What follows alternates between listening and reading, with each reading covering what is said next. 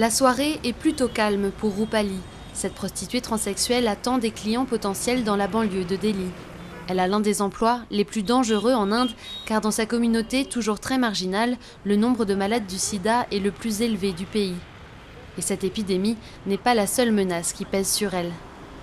Nous sommes confrontés à tellement de dangers, surtout de la part des voyous du coin qui essaient de nous faire peur. Ils nous menacent avec des couteaux pour nous voler notre argent. Ils se comportent très mal avec nous.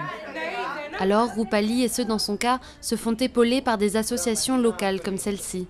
Mais ces dernières avouent que malgré leurs efforts, il est très difficile de lutter contre la propagation du sida dans les communautés gays et transsexuelles indiennes.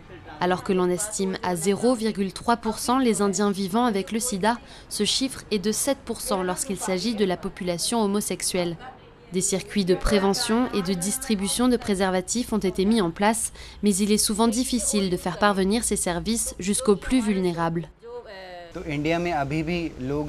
Même aujourd'hui, en Inde, les gens ne sont pas assez ouverts pour dire clairement « je suis gay ou transsexuel, j'appartiens à cette communauté ». Alors leurs pratiques sexuelles restent cachées et très confidentielles. Et du coup, ils ne peuvent pas se protéger. Les associations préviennent qu'il faut absolument augmenter le budget afin de cibler ce groupe. Pour le moment, seulement 4% de l'argent public pour la lutte contre le sida va à la communauté gay, des ressources insuffisantes.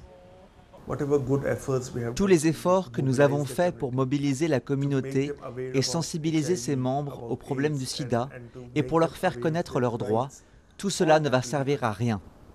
Et les craintes s'étendent désormais au reste de la population indienne, crainte que le nombre de personnes atteintes du sida, réduit de moitié ces 10 dernières années, n'augmente à nouveau.